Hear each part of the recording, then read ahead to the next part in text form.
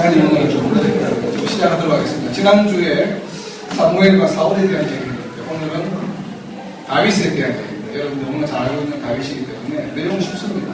쉬운데 내용이 좀 워낙 장수가 많다 보니까 다윗에 대한 얘기가 내용이 좀 많았을 것 때문에 오늘 좀 빨리 진행해서 오늘 빨리 맞출 수 있도록 하겠습니다.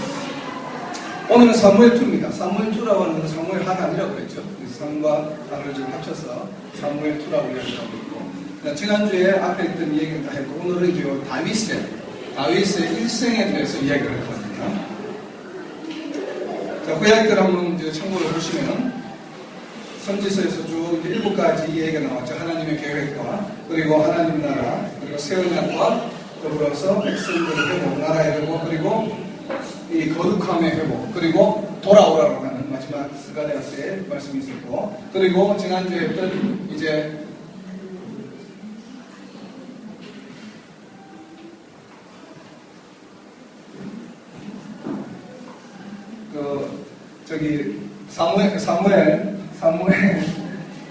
사무엘에 대한 세 가지, 사무엘서를 바라보는 세 가지 시각, 트리플 H를 말씀을 드렸습니다. 그래서 한번 잠깐 지난주 걸 한번 리뷰를 해보면, 사무엘서를 바라보는 세 가지 시각이 있다고 했는데 기존 시각 좀 다르죠. 그래서 하나님의 말씀 예언이 성취되는 것과, 두 번째 가나안 땅 정복, 땅의 정복이라고 하는 질문, 그리고 세 번째 하나님의 사역이다, His work. 그래서 하나님의 사역이라고 하는 것. 그래서 이렇게 세 가지 기능으로 해서 지금 지난주 걸 리뷰하고 있습니다.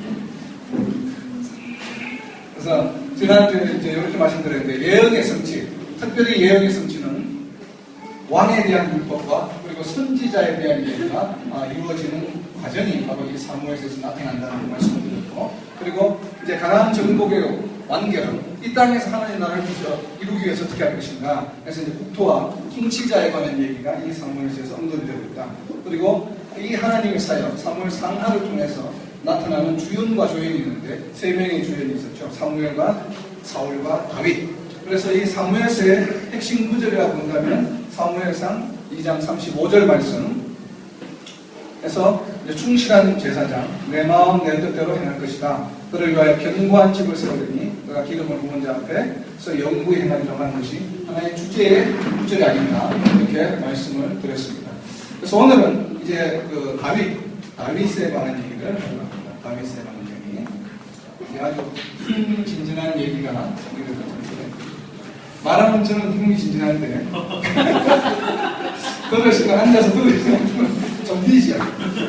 보면 다윗의 일생을 보면 다윗의 일생을 보면서 제가 이거 읽으면서 참 도전이 많이 됐어요. 도전되는 부분들이 곳곳에 있는데 한번 보겠습니다. 다윗의 일생. 자, 다윗의 일생의 첫 번째 다윗의 처음 시작이 바로 목동으로 시작합니다. 그죠? 그래서 이 목동에서 다윗이 어떻게 모습이 나타났는지를 한번 봅니다. 그래서 목동 다윗은 우선 사무엘상 16장부터가 다윗의 얘기가 전개가 되는데 16장, 17장에 거쳐서 다윗의 인물 대회에 대해서 이야기를 하고 있습니다. 그래서 다윗은 용기와 무용과 구변이 있는 준수한 자가, 이 무용은 춤추는 거 이야기하는 거 아닙니다.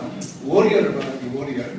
그래서 굉장히 전투사 같은 기질도 있고, 굉장히 말을 잘하고, 그리고 용모도 굉장히 준수했다라고 하는 그런 게 있고, 그리고 수금을 잘 탄다. 하프를 이스라엘 아마 전국에서 가장 잘 타는 사람인 것 같아요.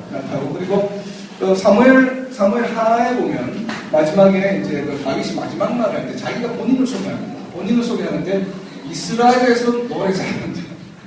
그러니까 소위 말해 이스라엘의 국민 가수다, 이렇게 자기 본인을 스스로 소개를 합니다. 그래서 노래를 상당히 잘하는 가수였던 것 같아요. 그죠? 그러한 재능을 가졌다. 소위 요즘으로 말하면 완전 핑크하죠. 잘생겼지. 용기도 있고 말도 잘하고 아주 용모도 준수하고 악기도 잘 다루고 노래도 잘하는 그런 이것이 바로 다윗이었습니다. 그래서 다윗이 굉장히 출중한 아마 엘리트가 아니었나 그렇게 생각을 해보고, 그리고 다윗의 직업에 대한 언급이 있는데 다윗의 직업은 16장 21절에 보면 무기 드는 자였다. 누구의 무기를 들었냐면 사울의 무기 드는 자였어요. 근데 무기 드는 자, 우리 지난주에 보면 요나단이 블레셋에서 공격할 때 옆에 사원을 하나 데리고 가죠. 그래서 누구였습니까? 요나단의 무기를 드는 자였어요. 그래서 이 무기를 드는 자는 신복 중에 신복이에요. 그래서 사울의 무기 드는 자의 신분을 가지고 있었고, 그리고 파트타임 악사였습니다. 악사의 누구의 악사이냐면 사울의 악사였죠. 사울이 악령에 하나님의 권위를 받아서 악령에 순달릴 때에 그가 하프를 타면 그 평안한 마음으로 돌아왔다고 해요. 사울이. 그래서 파트타임으로 이 다윗이 악사로서의 역할을 하는 장면이 16장에 나옵니다. 그리고 17장에 자기가 이제 골리앗과 싸우기 전에 사울에게 자기 자신을 소개할 때 나는 목동이었고 그리고 곰도 잡았고 사자도 쳐잡았다, 쳐주겠다. 그러니까 내가 충분히 골리앗을 이길 수 있다고 사울을 확신시킬 때 자기 자신을 목동으로 소개합니다. 그래서 다윗의 직업은 무기 드는 자와 파트타임 악사와 목동이었습니다. 지금 이때까지는, 아직 17장까지는. 자, 그리고 다윗의 신앙심을 보면 17장 37절에 하나님을 전적으로 신뢰하는 모습이 나옵니다. 골리앗과 싸우기 직전에. 그리고 10편, 150편 중에 거의 절반에 해당하는 73편, 어떤 분은 74편, 어떤 분은 3분의 2 이렇게 이론이 많은데 어쨌든 상당 부분의 시편을 본인이 만들기도 하고 또 다윗을 위해서 지어진 노래가 있고 다윗이 악사였기 때문에 또 이렇게 시편을 모아서 왕이 되었을 때 밑에 시사교라든지 성가대 대장 자기가 임명하고 이렇게 모아놨던 그런 것도 다 다윗의 시라고 표현이 되어 있습니다. 그러니 본인이 다 지어준 것은 아니고 어쨌든 간에 그 시편에 보면 다윗은 주야로 말씀을 묵상을 하고 또 주야로 하나님 앞에 부르짖는 그런 신앙심의 모습을 많이 나타냅니다. 보면은 그래서 그런 걸 봐서 굉장히 주야로 말씀을 묵상하고 기도했던 그런 다윗이 아니었나 그렇게 생각합니다. 그래서 이런 다윗의 인생의 변화가 오죠. 변화가 오는데 그 변화에 매개체 역할을 했던 사람이 바로 골리앗이 나타나면서 다윗의 인생이 변화되게 됩니다. 그래서 이 골리앗에 대해서 그야말로 이스라엘의 영웅이 되는 그런 장면이 나타나는데 이제 영웅으로서의 다윗의 장면을 보려고 합니다. 그래서 다윗은 이 골리앗과 싸우러 갈 때 그 자세를 보면 17장에 철저히 하나님을 신뢰합니다. 책부가 자기보다 3m가 넘는 그 골리앗을 대적해 나갈 때 17장 37절에 보면 하나님께서 나를 건져내실 것이다. 그리고 만군의 여호와의 이름으로 자기 이름으로 나가는 것이 아니라 하나님의 이름으로 나간다. 그리고 전쟁은 하나님께 속한 것이다. 정확하게 키를 좀 알고 있었죠. 그래서 이런 임하는 자세가 있었고 또 그에 못지않게 이 다윗은 개인적인 스킬프였습니다. 능력도 있었어요. 골리앗을 물리칠 수 있는 능력이 단번에 그냥 물렛돌로 한 번에 맞춰서 참 그 먼 거리에 있는 다윗을 물렛돌로 던져서 맞춘다는 게 쉽지 않죠. 근데 아마 이 타겟이 워낙 크기 때문에 상대가 이게 작으면 맞추기 힘든데 타겟이 워낙 크니까 아마 쉽게 맞춰서 그냥 여하튼 맞추고 나서 쏘여지니까 달려듭니다. 그 큰 키에 그 큰 골리앗을 달려들어서 칼로 베어버리면 그러한 용인의 감도 보여주고 있습니다. 그리고 18장에 보면 이제 백성들이 드디어 다윗을 칭찬하기 시작하죠. 사울은 천천히요, 다윗은 만만히로다 7장에 7절하고 그리고 더 나아가서는 하나님께서 다윗과 함께 하십니다. 그죠? 15장에서 사무엘상 15장에서 하나님께서 사울을 버리셨죠. 네가 하나님 말씀을 버리셨으므로 왕을 버리셨다고 이렇게 사무엘이 이야기합니다. 그죠? 그리고 12장에 보면은 블레셋과 전쟁할 때에 사무엘이 오기 전에 기한이 지났지만 자기가 번제를 드리고 그래서 이미 하나님께서 사무엘상 12장에서 마음의 합한 자로 지도자로 삼으셨다고 말씀하시고 그 말씀을 사울이 들었어요. 그것 때문에 이제 시험이 되기 시작한 거죠, 사실은. 그래서 이 하나님과 동행한다는 것을 18장에 다시 한번 기자는 강조를 하고 있습니다. 그래서 다윗과 함께 하시는 하나님. 이것이 이제 굉장히 하나님과 함께 하시면 좋은데 이것이 세상적으로는 지금 문제가 된 것이죠. 그래서 다윗이 복동에서 영웅이 되고 나서 그 다음 영웅이 되고 나서 그 다음에 또 한 번의 신분의 변화가 일어나는데 그 매개체 역할을 사람이 바로 사울입니다. 그렇죠? 그래서 사울에 의해서, 사울은 그 당시 왕이었기 때문에 사울에 의해서 결국 이 다윗이 도망자의 생활을 하게 됩니다. 이것이 이제 시련이고 이 도망자의 생활이 바로 19장부터 31장까지 무려 13장에 걸쳐서 나옵니다. 그래서 사무엘상 후반부에 상당부 전체가 거의 다가 바로 다윗이 도망하는 관련된 얘기인데 한번 살펴보려고 합니다. 이게 이제 내용 자체는 어려운 게 아니에요. 순서나 흐름이 좋고 왔다 갔다 하기 때문에 책에서 좀 볼 텐데 우선은 이 사울이 이제 천천히 만만히 한 노래를 적들으면서 시기를 합니다. 그리고 예전에 사무엘을 통해서 들은 얘기가 있죠. 마음의 아픈 자를 왕으로서 이미 삼으셨다. 그리고 당신을 버리셨다. 15장에 그런 말씀을 들었기 때문에 혹시 다윗이 왕이 되지 않겠는가? 누구나 다 그렇게 생각합니다. 그래서 다윗을 죽이려고 하프를 타고 있는데 이렇게 탁 창을 던집니다. 근데 또 다윗이 하프를 타면서 피해요. 그래서 하프를 타면서 계속 피합니다. 하나님의 은혜로 피해서 창을 던지는 모습이 18장 11절에 나오고 그래서 결국은 다윗을 죽이지 못하죠. 그래서 이제 패를 냅니다. 이 사울이 내가 너를 사위로 삼을 테니까 우리 딸을 줄 테니까 됩니까? 첫째는 첫째 딸을 주려고 하다가 취소하고 다윗이 사양하니까 취소한다고 한 다음 그 다음에 두 번째 이제 미갈 워낙 다윗을 사랑했기 때문에 그래서 미갈을 주기 위해서 조건을 내립니다. 그래서 블레셋 군인의 포표를 100개를 가지고 오면 결국 100명을 죽이라는 얘기죠. 그래서 100명을 죽이다 보면 다윗이 블레셋 군인에서 죽을 것이라고 생각해서 이 명령을 제안한 것입니다. 근데 다윗이 어떻게 합니까? 100명이 아니라 100개가 아니라 200개를 가지고 옵니다. 따오리로. 그래서 이제 이 덕분에 오히려 더 다윗이 이름이 이스라엘 사회에서 더 높아지게 됩니다. 그렇게 이제 사울이 더 열받게 됐죠. 이제. 그래서 또다시 19장에서 보면은 창을 던집니다. 근데 또 피해요. 근데 이제는 다윗이 지난번에 창 던질 때는 장난인 줄 알았는데 지금 또 던지니까 이게 이제 심각한 거예요. 자기가. 이제 자기 딸 미갈하고 이제 결혼도 정혼도 했는데 이런 일을 당하게 되니까 좀 당황을 하게 됩니다. 그리고 이제 그래도 죽이지 못하니까 그날 저녁에 미갈하고 이제 결혼을 해서 있는데 미갈의 집에 다윗이 이렇게 전령을 보냅니다. 이게 사실 전령이라고 하는데 암살자를 보냅니다. 죽이려고. 그래서 그것을 보고 미갈이 다윗을 창으로 달아내려서 도망가게 합니다. 그래서 자기 이제 아버지의 잘못을 알고서 미갈이 이렇게 또 그래서 어떤 분은 이걸 설교하시면서 다른 키워봐야 소용없다 이렇게 말씀하시죠. 네. 아버지를 배신하고 다윗을 도주를 시킵니다. 그래서 이제 도주하게 되는데 도주해서 들어가면 누구한테 가냐면 19장 가방에 보면 사무엘에게 갑니다. 그래서 사무엘과 함께 이 라마 지역에 사무엘 고향이 라마죠. 그 라마 지역에 있는 옆에 있는 나요시라고 하는 곳에 가서 머물고 있는데 사울이 나요스에 있다는 것을 알게 됩니다. 그래서 다시 한번 이 암살자를 나요스에 보내는 얘기가 19장에 나옵니다. 그래서 이 다윗이 자기는 잘못한 것이 없는데 자꾸 몇 번이나 자기 딸하고 결혼도 했는데 또 암살자를 집으로 보내고 피해 있으면서 대제사장과 함께 있는데 또 암살자를 보내게 돼요. 그래서 이제 자기가 오기가 나서 이제 나와서 누구에게 가냐면은 바로 이 요나단 이제 한 10살 정도에서 차이가 나죠. 그래서 사울의 아들인 요나단에게 가서 이제 맹세를 하는 과정이 바로 20장부터 나옵니다. 그래서 요나단과 한 번은 맹세를 한 번은 그리고 언약이 한 번은 맹세를 하게 됩니다. 전반부에서 언약을 하게 되고 후반부에 맹세를 하게 되는데 그 이야기 요나단과의 다윗과의 맹세와 언약에 대한 얘기가 바로 사무엘상 20장에 나옵니다. 그래서 이야기가 나오고 그리고 나서는 다윗이 이제는 대제사장인 있는 그 지역에 이제 그 제사장들이 모여 사는 곳이 이제 노시였어요. 각 지역마다 있었죠. 그냥 지파에서 각 지파별로 이제 제사장들이 사는 곳이 있었는데 그 노브에 가서 그 당시 제사장이었던 아히멜렉에게 도움을 청합니다. 그래서 이제 먹을 것이 없으니까 떡을 달라 했는데 성전 안에 저기 안에 그 제단 안에 이제 그 제사장들이 먹는 거룩한 떡이 있었고 그 거룩한 떡을 얻어 먹습니다. 근데 원래 제사장이 먹으면 안 되죠. 안 되는데 이 거룩한 떡을 그 아히멜렉이 하나님께 여쭈었고 기도하는 후에 다윗에게 너희가 순결하고 거룩하면 주겠다 해서 떡을 주게 됩니다. 그리고 또 칼을 얻게 되죠.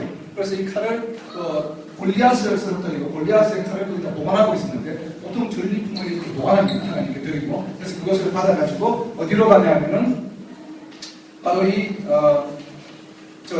가드왕 블레셋이죠. 블레셋이라는 도시에 있는 아히스 왕에게 잠깐 자기가 어떨까 하고 블레셋에 가 있으면 어떨까 하고 살짝 가봤는데 아니면 다를까 아히스가 굉장히 적대를 합니다. 그래서 다윗이 아주 재치있게 그 순간에 미친 척 합니다. 미친 척해서 이제 다시 풀려나오게 되는데 그래서 간 곳이 이제 22장에 나온 아굴람 동굴이라고 하는데 갑니다. 그래서 이제 22장의 시작이 바로 다윗이 블레셋에서 아히스를 피해서 아굴람 동굴에 가서 머무는 요 시점의 이야기가 이제 22장에 나오는데 여기서 재밌는 일이 일어납니다. 다윗이 지금 아굴람 동굴에 이제 긴 기간 사울을 피해서 도망을 다녔죠. 그래서 이제 동굴에 들어가 숨어 있는데 다윗의 가족들과 친지들이 찾아오는데 가족들과 친지만 온 것이 아니라 그 유다에 있는 많은 사람들 약 400명이 다윗을 찾아옵니다.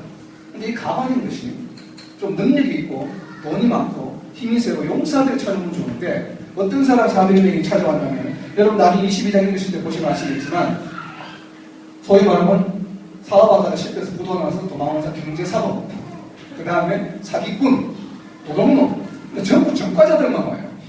그러니까 버림받은 사람 소위 말하면 이제 더 이상 어디 꼬들갈 데 없는 사람들이 400명이 몰려서 이 아굴람 동굴에 찾아옵니다. 근데 다윗이 어떻게 합니까? 이 사람들을 다 받아줍니다. 그래서 결국 이 400명이 나중에 어떻게 돼요? 다윗이 아주 유능한 용사들이 다 되죠. 그래서 이 장면을 22장을 읽으면서 우리 오늘날의 교회의 모습이 이렇게 되어야 되지 않느냐. 그러니까 우리 교회의 하나의 모델링으로서 다윗이 이 아둘람 동굴에서의 사건을, 기사를 보여주고 있지 않나 그런 생각을 해봅니다. 그래서 사회에서 버림받고 소외받은 사람들, 예수님께서 똑같은 말씀하셨잖아요. 바울을 돌보러 간 것처럼 사회에 소외받은 그런 사람들이 찾아왔을 때 자신도 굉장히 지금 궁핍한데 도망자의 처지인데 또 덮친 격으로 더 심각한 사람들이 모여들었다. 그야말로 완전히 이제는 뭐예요? 범죄자 집단이죠. 전부 도망나온 사람들 몰려가지고 400명이 돌아다니는. 그럼에도 불구하고 다윗이 이 사람들을 거두게 됩니다. 그래서 이제 이 소문이 나서 이 사울이 다시 마온 광야에 여기 있는 이제 22장 후반부에 뭐가 나오냐면 바로 이 얘기 나옵니다. 바로 오기 전에 아히멜렉의 도움받았던 것을 도액이라고 하는 사람이 이 사울 왕에게 고발합니다.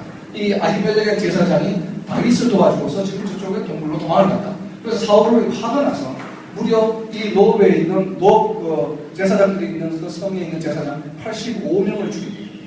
그래서 이게 제사장을 죽였다는 거죠. 지금 사울이 제사장을 죽이는 그런 악행을 범하게 됩니다. 그 얘기가 22장 하반부에 나오고, 그리고 사울이 23장에 보면 바로 이제 이 동굴에 있는 이 동굴이 바로 이 마온광야에 있었는데 이 마온광야에 다윗을 잡고 또 갑니다. 그러니까 이제 도망을 다니는 거죠. 근데 여기서 놀라운 일이 일어납니다. 이 도보의 성경 중에 이 다윗이 위기에 처해 있는데 갑자기 사울이 다윗을 마온광야에서 쫓고 있는데 블레셋이 쳐들어옵니다. 이스라엘로. 그러니까 전령이 와서 지금 블레셋이 쳐들어왔으면 빨리 돌아가야 돼. 그래서 사울이 다윗을 쫓는 것을 멈추고 다시 이제 블레셋과 전쟁을 하기 위해서 돌아가므로 인해서 다윗이 살아납니다. 이제 여러 가지 현상이 일어나요. 그래서 이 사울이 블레셋을 막기 위해서 다시 돌아가는 그 틈에 그 일이 일어나는데 그 일이 무슨 일인가 하면 그 일날을 구하는 그 일이 일어납니다. 그래서 여기 23장에 갑자기 느닷없이 다윗이 도망자로 다니다가 전쟁에서 승리하는 기사가 하나 앞에 나옵니다. 여기서 사무엘상 23장 초반부에 그래서 그 일날을 구하는 얘기가 나오고, 그리고 다시 이제 이 그 일날을 구한 다음에 다윗이 어디로 가냐 하면은 바로 이 엔게디 광야의 물에 들어갑니다. 이제 이게 24장으로 바뀌는데 엔게디 광야의 물에 들어가서 여기에서 10편 57편을 씁니다. 그래서 10편 57편 7절에 보면은 내 마음이 확정되어 싸우니 이제는 내가 주를 찬양하고 경배하리이다만 아주 유명한 구절이 나오죠. 이것이 바로 이 엔게디 광야 굴에 숨어 있을 때, 굴에 숨어 있으면서 한 얘기입니다. 왜 그런 얘기를 했을까요? 내 마음이 확정돼서 이제 주를 찬양한다고 하는 것이, 자, 사울이 이제 막 쳐들어왔는데 블레셋을 사용해서 자기를 구원해 주셨던 하나님, 여기다 확신이 이제 선 거예요. 그래서 이제 굴에 있으면서 이제 그러한 하나님을 찬양하는 신을 짓게 되는데, 이때 또 이 굴에 있을 때 어떤 일이 일어나냐면 사울이 다시 또 다윗을 잡으러 와서 이 엔게디 광야의 굴에 옵니다. 근데 사울이 다윗이 굴 안에 있는 줄 모르고 자기 용변이 급해서 아마 큰 보려고 했던 것 같아요. 굴에 들어가서 용변을 보는데 다윗이 뒤에 살짝 가서 막 자르는 그런 기사가 있죠. 그래서 죽이지 않고 살려줍니다. 기름 부은 자이기 때문에 죽일 수 없다고 해서 그 일이 바로 이 24장 기사에 나옵니다. 그래서 나중에 이제 굴에서 나와서 다윗이 사울이 가는 것을 부르고 내가 당신을 죽일 수 있었는데 하나님이 기름 부은 자이기 때문에 죽이지 않았다. 그래서 이제 사울이 울면서 대성통곡하면서 반성을 하죠. 그래서 이제는 사울이 마음을 고쳐먹고 다윗을 더 이상 쫓지 않을 것이라고 생각을 했는데 그 잠깐 이제 휴전이 되어서 다시 사울이 이제 돌아갔습니다. 이스라엘로 돌아가고 그것이 끝나는 기사가 24장까지고, 그리고 25장에 바로 이 무렵에 사무엘이 죽습니다. 그래서 이제 25장 시작이 바로 사무엘이 죽는 것으로 시작을 하고, 그리고 이 25장 그 후반에 사무엘이 죽고 나서 이제 잠시 사울과 이제 정전 상태가 되었죠. 돌아가고 나서. 그래서 이제 다윗이 광야 지역에 있었는데 광야 지역에서 다윗이 진을 치고 있다 보니까 다른 외적들이 침입을 하지 못했어요. 그러니까 수비대 역할을 하게 됐습니다. 이 다윗이 본의 아니게. 그러다 보니 다윗이 그 지역의 부자 나발, 이름이 나발인데 나발이라고 하는 사람이 부자가 있어요. 마침 양털 깎는 시기였어요. 그래서 양털을 깎으면 이제 수익이 들어오니까 자기 이제 돈이 필요하니까 그래서 이제 좀 지원이 필요하니까 그 지원을 받기 위해서 사람들을 보냅니다. 나발에게. 근데 나발이 그 지원해달라는 요청 이런 지하에 거절합니다. 아주 박대를 해서 돌려보내게 되는데, 그래서 다윗이 굉장히 화가 나죠. 자기들을 위해서 자기들 평안하게 지금까지 잘 목축을 했는데 자기 도와달라고 하니 도와주지 않으니까 화가 나서 다윗이 군대를 이끌고 나발을 치기 위해서 갑니다. 근데 이 나발의 종이 이 소식을 듣고 그 나발의 이야기를 하지 않고 나발의 부인에게 이야기합니다. 그래서 나발의 부인이 굉장히 용모가 준수하고 지혜롭다고 표현이 되어 있는데, 그래서 빨리 음식을 준비해서 이제 조공품을 준비해서 다윗을 맞으러 나갑니다. 그래서 설득을 해서 그 분기를 가라앉히게 돼서 자기 집안이 살게 됩니다. 그래서 아주 지혜롭겠죠. 그래서 다윗이 다시 자기 본거지로 돌아왔는데, 여기 중요한 것은 그걸로 끝나는 것이 아니라 이 하나님께서 며칠 후에 나발을 치십니다. 그래서 나발이 죽게 됩니다. 그래서 이제 왜 하나님께서 나발을 치셨는가? 치신 이유를 명확히 밝히고 있습니다. 왜? 하나님께서 기름 부은 목자 다윗을 약속한 사람을 거부했기 때문에, 도와주지 않고 박대했기 때문에 그 죄로 인하여 나발이 하나님에 의해서 죽게 됩니다. 그래서 다윗이 그 소식을 들었어요. 근데 아마 다윗이 처음에 그 부인이 마지막 나왔을 때 좀 마음이 있었던 것 같아요. 근데 죽었다는 소리를 듣자마자 바로 사람을 보내서 그 부인을 자기 아내로 삼습니다. 바로 그 아내의 이름이 여기 있죠. 아비가일이라고 하는, 지금 처음에 미갈이 정한 상태였고, 그 다음에 이스라엘 여인 아히도벨이라고 하는 여자가 즉 자기 아내로 있었어요. 이 당시에는. 그러나 미갈은 지금 저기 있었죠. 아직 자기가 지금 같이 다니는 상황이 아니고 아히도벨이라는 아내가 있었고, 그 다음에 두 번째 이제 아비가일이라고 하는 두 아내가 지금 현재 광야에서 같이 머물게 되는 상황이 일어나는 데까지의 얘기가 바로 25장입니다. 그래서 하나님의 기름 부은 자를 대접할 때 하나님께서 어떻게 심판하시는가 것을 이 24장, 25장에서 자세히 보여주고 있습니다. 여러분, 민수기 12장에 보면 비슷한 사건이 있습니다. 민수기 12장에 보시면 모세가 구스 여인을 취합니다. 구스 여인은 뭐예요? 에티오피아 저쪽 이집트 옆이니까 흑인이에요. 흑인 여자 자기 아내로 삼습니다. 이것은 율법에 어긋나는 일이죠. 분명히 그렇게 이방 여인을 취하지 말라고 했던. 그래서 그 모세의 누이가 있죠. 미디안과 아론이 굉장히 모세를 질책을 합니다. 근데 이 질책하는 모습을 보신 하나님께서 역시 기름 부은 자의 리더를 질책하는 그 미디안에게 나병이 걸리게 합니다. 그래서 역시 모세의 기도를 맡게 되지만, 그러니까 하나님이 쓰시는 기름 부은 자에게 대적하면 하나님께서 어떻게 하시는지를 너무나 잘 보여주고 있죠. 그래서 오늘 25장의 모습도 바로 그런 모습을 우리가 볼 수 있습니다. 그래서 이제 다시 또 이 25장의 것이 끝나고 26장이 되면 다시 악령이 사울에게 인해서 다시 다윗을 쫓기 위해서 이제는 다윗이 거쳐 옮겨서 식광야가 있었는데, 이 식광야에 사울이 다시 다윗을 죽이기 위해서 와서 진을 칩니다. 진을 쳤는데 다윗이 그 진치고 자고 있는 사울의 장막에 들어가서 투구와 갑옷을 가지고 나오죠. 죽이지 않고. 그렇게 해서 다시 또 나와서는 다시 큰 소리를 머리 떨어져서 사울을 부릅니다. 내가 당신을 죽일 수 있었는데 죽이지 않았다. 그리고 나서 그 사울을 수행했던 아브넬 대장군, 그 사울의 군대 총관이었죠. 그래서 지금 여기 사울, 그래서 사울을 자기 주군을 잘 모시지 못했다고 해서 또 막 책망을 합니다. 다윗이 또 이 주인을 잘 모시지 못했다고 책망하는 장면이 바로 이 26장에 나오는데, 여기서 다시 또 사울이 회개합니다. 울며 통곡하며 내 아들아 해서 잘못했다 하고 이제 다시 또 마음을 접어먹고 되돌려 먹고 다시 또 이스라엘로 돌아갑니다. 근데 다윗이 지난번에도 그랬는데, 지난번에 굴에 들어왔을 때고 아들아 지금 또 잡으러 온다. 이번에 또 그래 또 들어갔는데 또 다시 또 잡으러 왔으니까 이제 막 고민이 되기 시작하는 다윗이 고민을 했습니다. 근데 이게 그래서 이제 다윗이 뭐라 하냐면 정치적 망명을 합니다. 정치적 망명을 하는데 27장이 바로 그 정치적 망명하는 장면이 나옵니다. 어디로 가냐면 블레셋으로 갑니다. 이스라엘의 적국. 이제 블레셋에 들어가 살면 더 이상 사울이 못 쫓아올 것이다. 광야에 있다 보니까 자꾸 쫓아오는데 비밀을 주니까 아예 자기 적국 심장부에 들어가 있으면 더 이상 적국으로 못 쫓아오니까 포기할 것이라고 생각을 하고 27장 1절에 다윗이 생각하여 블레셋으로 갑니다. 이게 중요해요. 다윗이 생각하고 갔습니다.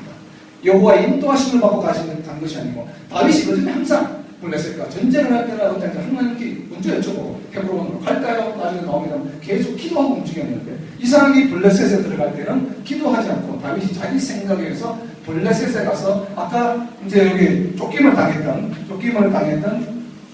아기스 왕에게 몸을 의탁합니다. 그래서 이제 27장에 가서 아기스 왕에게 갔는데 아기스 왕이 갑자기 적국에서 청천여 만만이요 이스라엘 백성들이 받드는 다윗이 자기에게 항복하고 들어왔다. 그래서 살겠다고 들어왔다. 그러니까 의심을 하게 되죠. 그러니까 이제 이 다윗이 자기의 충성심을 보여줍니다. 그래서 뭘 하냐면 바로 이 사건이 일어나는 27장에 그래서 거술과 바로 기르스 아말렉을 칩니다. 아말렉을 공격합니다. 실제로 얘네를 공격해놓고 돌아왔으면 이 아기스 왕에게 뭐라고 이야기를 하냐면 내가 유다를 치고 왔다고 거짓말을 합니다. 그러니까 이제 아기스 왕이 이제 다윗이 유다를 치고 지네들 쫓겨왔으니까 유다라는 건 완전히 원수가 되겠구나. 그래서 그런 말 있죠. 적의 적은 아군이다. 그래서 이제 이게 유다의 적이니까 우리 아군이다. 이렇게 생각하고 결국 아기스가 이 다윗이 자기 블레셋 지역에 살도록 허가를 해줍니다. 그 지역이 바로 뭐냐면 시글락이라고 해요. 시글락 지역에 이제 다윗이 한 600여 명을 데리고 이제 진을 치고 살기 시작했어요. 살기 시작하는데 여기서 좀 우리가 짚어보고 가야 될 게 다윗이 자기 생각으로 블레셋에 가서 처음 의심을 받으니까 위장 공격을 했는데 그 나라가 바로 구술하고 아말렉이죠. 기를 수도 있지만 이 구술이 어디가 있습니까? 이 구술왕의 딸과 결혼하게 되는데 정략 결혼합니다. 이 전쟁을 이전에 했는지 후에 했는지 성경에 나와 있지 않습니까? 그러나 정략 결혼했었으면 공격할 이유가 없었겠죠. 분명히 이 사건 이후에 다시 다윗이 집권하고 나서 이 구술과의 관계를 좋게 하기 위해서 아마 구술왕의 딸과 결혼했는데 이 구술왕의 딸과 결혼해서 낳은 아들이 바로 누구냐면 그 유명한 압살롬입니다. 그러니까 다윗 가문에 아주 치명적인 역할을 반역을 하게 된 아들이 바로 다윗 왕이 자기의 생각으로 자기의 은심처럼 피해서 선택해서 들어갔던 블레셋에서 살아남기 위해서 공격했던 나라의 구술의 왕의 딸의 아들이 바로 압살롬이 되었다는 것이죠. 그래서 이런 부분은 한번 우리가 짚어보고 넘어갈 필요가 있을 것 같아요. 그래서 하나님께서 우리가 하나님의 생각이 아니고 인본주의적인 생각, 자기 생각으로 무언가 일을 꾸몄을 때 그것이 어떻게 결말이 흘러나가는지를 아마 이 흐름에서 사무엘에서 우리가 볼 수 있습니다. 그래서 그런 부분이고, 그리고 아말렉은 나중에 이제 30장에 보면 다시 공격을 하게 되는 그런 얘기가 있으니까 좀 이따 보면. 그러니까 그렇게 해서 이제 이 아말렉을 치고 이제 그게 블레셋 안에서 자리를 잡아나가는 얘기가 27장에 나옵니다. 근데 이제 드디어 28장부터는 사울의 마지막 전투가 일어납니다. 그래서 28장부터 31장까지는 바로 사울이 블레셋과 마지막 대결을 벌이는 그 장면이 나오는데, 여기서 이제 재밌는 게 사울이 이미 아까 25장에서 사무엘이 죽었죠. 그러다 보니까 이제 블레셋이 막 군대를 많이 모으니까 겁이 났어요. 그래서 이제 이 전쟁을 할까 말까를 묻는 과정에서 사무엘이 죽고 나서 또 제사장도 여러 명 죽였죠. 그래서 이제 귀신 들린 여자, 신접한 여자를 찾아가는 장면이 바로 이 28장에 나옵니다. 그래서 이제 28장에 가서 신접한 여자를 찾아서 사무엘을 불러달라고 요구를 하는데 사무엘이 나오죠. 사무엘 실제로 나옵니다. 나와서 이야기를 하는데 네가 내일 전쟁터에서 죽을 것이다. 네 아들과 함께. 이 얘기를 듣고 그만 충격을 받아서 밥을 못 먹습니다. 사울이. 그래서 이제 자기가 죽는다는 얘기까지 그 얘기가 바로 28장에 나오고 드디어 29장에 드디어 전쟁이 벌어집니다. 그래서 이제 다윗이 이 아기스를 따라서 블레셋 편에서 사울을 대적하기 위해서 전장터 진을 치는 곳으로 갑니다. 가는데 이제 문제는 블레셋에 있는 다른 장군들이 다윗을 보고는 쟤는 왜 적국에 있는데 여기 있느냐. 그러니까 아기스에 항의를 합니다. 쟤하고 같이 전쟁 못한다. 전쟁 도중에 우리 뒤를 치면 어떻게 할 것이냐. 그래서 아기스가 다시 다윗을 설득해서 자기 고향 시글락으로 본거지로 다시 돌려보냅니다. 돌려보내는 장면이 바로 29장에서 끝이 납니다. 그리고 30장에 와서 그래서 이제 다윗이 돌아옵니다. 시글락으로 자기 본거지 돌아왔는데 보니까 딱 본거지로 돌아와 보니까 아무도 없어요. 전부 폐허가 되고 다 불타있고, 바로 뭐냐면 이 아말렉이 복수를 하기 위해서 다윗이 군인들이 자리에 비운 틈에 아이들을 모두 다 잡아갑니다. 그래서 30장에서는 바로 이 다윗이 아말렉을 쫓아서 자기 두 아내, 아까 했죠, 아히도벨과 이 아비가일을 찾아오는 장면의 얘기가 바로 30장의 전개거든요. 그래서 이제 자기 부족들하고 전부 다 찾아옵니다. 그래서 이제 30장 얘기가 끝나고 마지막 사무엘상 31장에는 바로 이제 사울이 전투에서 죽는 장면이 나옵니다. 그래서 사울과 요나단과 아들 셋이 전장터에서 죽게 되죠. 죽고서 이 블레셋에서 그 성전을 기념하기 위해서 사울과 요나단의 그 시체를 벽에다 막 걸어놨어요. 보라고, 사람들 보라고. 그랬는데 그때 바로 길르앗 야베스, 요단강 동쪽이죠. 요단강 동쪽, 아몬 바루에 있는 길르앗 야베스의 사람들이 사울 시체가 걸려있다는 얘기를 듣고 사울의 시체를 수습하러 새벽에 달려옵니다. 자기들 위험하죠. 사실 위험한데 달려옵니다. 왜 그랬습니까? 지난번에 사무엘상 11장에 지난주에 있었죠. 사울이 왕이 되기 직전에 사람들이 의심했는데 왕의 제목이 될까 안 될까 의심했는데 그때 뭐가 있었어요? 암몬이 길르앗 야베스 쪽으로 올라올 때에 사울이 길르앗 야베스를 도와서 암몬을 물리칩니다. 그래서 길르앗 야베스를 구해주었죠. 그래서 이제 사람들이 언제 누가 사울을 왕 제목이 아니라고 이야기했느냐라고 하는 구절 말씀 나오는데 그 사건 때 바로 사울이 길르앗 야베스를 구해줍니다. 그래서 그 보온으로 보답으로 길르앗 야베스 사람들이 사울이 죽지 않은 시체를 수습해서 장사를 지내줍니다. 이것이 바로 이제 사무엘상 31장의 마지막 장면입니다. 그래서 이 일로 인해서 나중에 다윗이 이스라엘의 정치 왕이 되고 나서 역시나 길르앗 야베스 사람들을 선대합니다. 이 사울을 장사 지내준 것 때문에. 그래서 그러한 이야기가 지금 19장에서 이 31장까지 전체 12장에 걸쳐서 이 이야기를 13장에 걸쳐서 바로 이 다윗이 도망다니면서 겪었던 많은 수많은 일들과 또 이렇게 다윗이 승리했던 이야기들이 이 13장에 걸쳐서 나와 있죠. 자, 지금 여러분 보신 것처럼 사무엘상 16장부터 31장까지 얘기는 누구의 이야기입니까? 이건 누가 봐도 다윗의 이야기죠. 다윗이 주인공이에요. 그런데 이제 상당 부분의 많은 성경학자들이나 분들이 사울 왕이 여전히 31장까지 있었기 때문에 이것을 사울 왕의 통치 기간이라고 해석하는 경우가 많습니다. 그래서 다윗의 이야기를 사무엘하, 그래서 사무엘상과 하가 나눠진 것이 사무엘과 사울의 이야기가 사무엘상, 다윗의 이야기가 사무엘하에 있다고 많이들 해석을 하시는데 조금 문제가 있죠. 그렇죠? 실제적으로는 16장부터 31장까지 어떻게 보면 다윗이 고난받으면서 순환받으면서 왕의 제목으로 성장해가는 연단되는 과정이 있습니다. 그래서 이것을 연단되는 과정이라고 볼 수도 있고, 어떻게 보면 다시 한번 우리가 사무엘상 9장부터 10장부터 11장 이 세 장에 걸쳐서 사울을 왕으로 선택하셔서 길갈에서 왕을 임명할 때까지 얘기가 사무엘 11장까지 얘기인데, 그리고 12장부터 15장까지는 사울이 왕이 되고 나서 잘못했죠. 12장에서 바로 블레셋과 전투에서 번제를 자기가 직접 드리는 잘못을 범했고, 15장에서 보니까 아말렉과의 전투에서 획득한 노예 군부를 갖다가 자기 마음대로 처리했죠. 그런 것들 명령을 어기고 했던 부분들이 나오는데, 그것은 바로 사울 왕이야 하나님으로부터 버림받는 과정이 기록된 것이 바로 12장부터 15장까지 내용이라는 것이죠. 그렇게 보면 사무엘서 전체가 어떻게 보면 다윗을 중심으로 한 이야기라는 것입니다. 이 얘기가. 자, 그래서 이러한 얘기들을 쭉 보면 이 사무엘은 전체가 다 다윗에 관한 이야기라고 합니다. 그래서 이런 것을 좀 우리가 참고로 해주시는 게 좋을 것 같아요. 자, 이래서 이제 다윗이 도망자의 생활이 끝이 나고 신분이 여기서 바뀝니다. 이제 사울이 죽었으니까 신분이 바뀌는데 뭘로 바뀌냐? 왕으로 바뀌죠. 그래서 이제 이미 유다의 왕으로 이제 사무엘하에서 유다 사람들에 의해서 왕이 되고 다윗이 왕이 됩니다. 그리고 이제 사울이 죽었으니까 사울의 군대 장관이었던 아브넬이 사울의 아들인 이스보셋을 마하나임이라고 하는 지역에 에브라임 지역에 데리고 가서 이스라엘 나라를 만듭니다. 이게 이제 남북이 만들어졌죠. 우리가 열왕기 때 봤죠. 남북이 솔로몬이 왜 남북이 된 것처럼 이미 이때에 잠시 동안 약 한 3년 동안 2년 반 3년 사이 그동안에 남북 대치 현상이 일어납니다. 바로 사울의 아들 이스보셋과 다윗이 지금은 그 대치하는 남북 나라의 형태가 바로 이 시기에 만들어집니다. 그런데 사울과 요나단이 죽었다는 것을 얘기를 듣고 다윗이 사무엘하 1장을 뭐로 시작하냐면 사울에 대한 애도, 요나단에 대한 애도로 시작합니다. 그래서 사울이 애가를 짓습니다. 그래서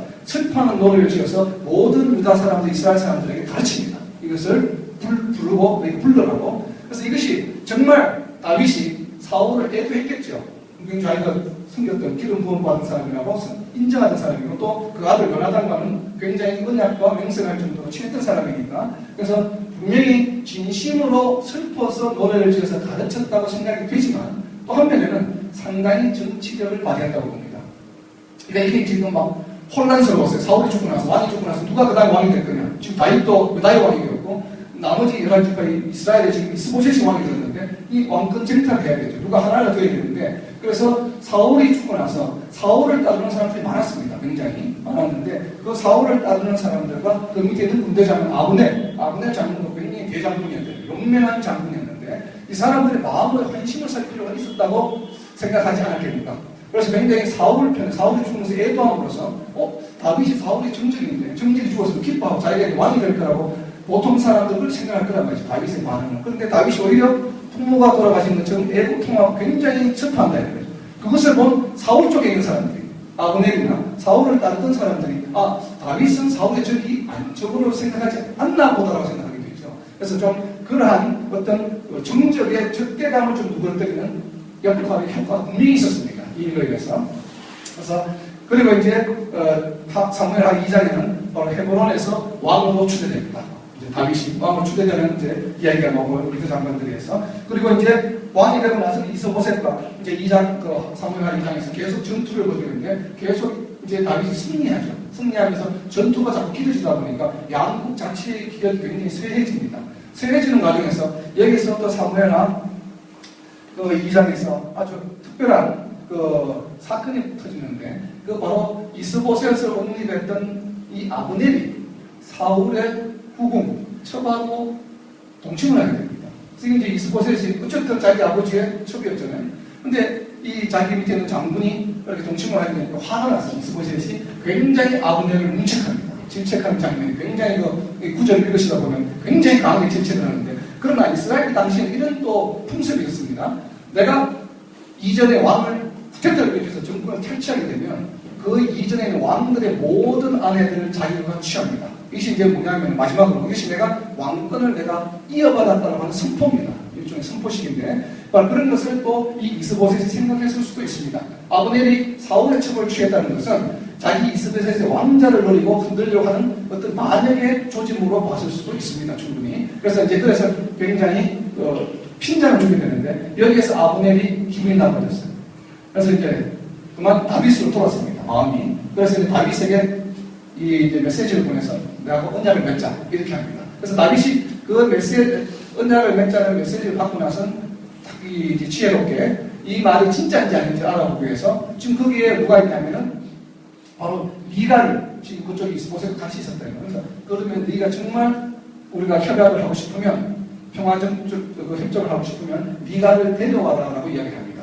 네. 근데 이제 문제는 뭐냐면, 이 당시에 사울이 이 미가를 다른 사람에게, 장군에게 아내로 줬습니다. 그런데 다른 사람이 아내로 지금 살고 있는 거예요. 이미 유부녀가 되어버렸죠. 그런데 이 이스보셋이 이 미가를 그 남편으로 빼앗아버립니다. 빼앗아가지고 다윗에게 보냅니다. 그래서 아브넬이 이제 미가를 데리고 와서 이제 다윗을 만나게 되는데, 이때 다윗이 이제 이 아브넬을 환대하고 잔치를 베풀어줍니다. 이때 아브넬이 군대를 데리고 온 것이 아니라 수문만 데리고 와요.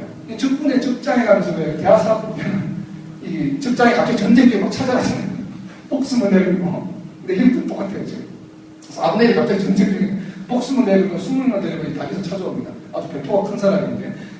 그래서 다윗이 또 그 성대하게 잔치를 크게 베풀어줍니다. 그래서 이제 잘 협의했으니까 잘 해보자. 이제 앞으로 이제 없애고 통일을 하자. 이렇게 이야기하고 아브넬을 돌려보냅니다. 돌려보내는데 문제가 발생을 합니다. 돌려보내는데 바로 이 다윗의 군대장관인 요압이 이 아브넬이 왔다가 난다는 얘기를 듣고 쫓아가서 다시 오라고 한 다음에 거짓말로, 그러고 이제 다시 돌아왔을 때 헤브론에서만 칼로 죽입니다. 요압이. 그러니까 요압은 다윗의 군대장관이었고 아브넬은 사울의 군대장관이었단 말이죠. 근데 아까 2장에 이 얘기했었죠. 이스보셋과 유다가 계속 전쟁하는 중에 어떤 일이 발생하냐면, 요압이 세 형제가 있는데 마지막 형제, 둘째 밥 셋째, 요압의 셋째 동생이 아사헬이 이 이스보셋과의 전투에서, 그러니까 바로 이 아브넬을 쫓다가 너무 이게 막 유다가 이기고 있었는데, 그래서 아브넬이 후퇴를 하고 있는데 이 요압의 동생이 아마 전공을 세우고 싶어서 그랬는지 모르겠는데 도망가는 걸 끝까지 쫓아갑니다. 근데 이 아사헬의 이름이 뜻이 뭐냐면, 아사헬의 이름이 발이 빠른 자예요. 그래서 발빠르게 아브넬을 막 쫓아가요. 그래서 아브넬이 막 도망가다가 뒤에 막 쫓아오니까 쫓아오지 마! 그러면 막 도망갑니다. 근데 계속 쫓아와요. 그래서 이제 아브넬이 이제 꾀를 내어서, 야, 너 옆에 있는 병사를 죽여줄 테니까 제 갑옷까지 그냥 돌아가. 나를 쫓아오지 마. 왜냐, 아브넬은 알죠. 요압의 동생이라는 것을. 그러니까 죽이기를 원치 않았어요, 아브넬은. 그래서 막 하는데도 이게 아사엘의 말을 안 듣고 계속 쫓아오는 거예요.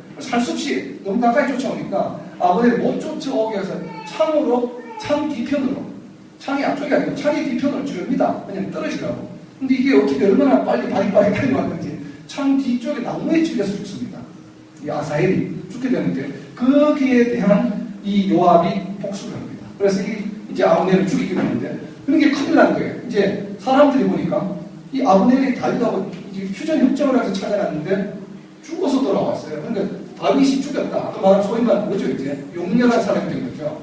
휴전 협정하게 사신을 갔는데 그 사신을 죽여서 돌려보냈으니까 문제가 되는 겁니다. 그래서 역시나 또 이때 다윗이 뭘 하냐면 이 아브넬이 죽은 것에 대한 애도를 또 합니다. 이것이 바로 이제 사무엘 하 3장 32절 나오는데, 역시 비슷하게 막 애도를 하고 애곡을 하고 통곡을 하니까 사람들이 안 그죠.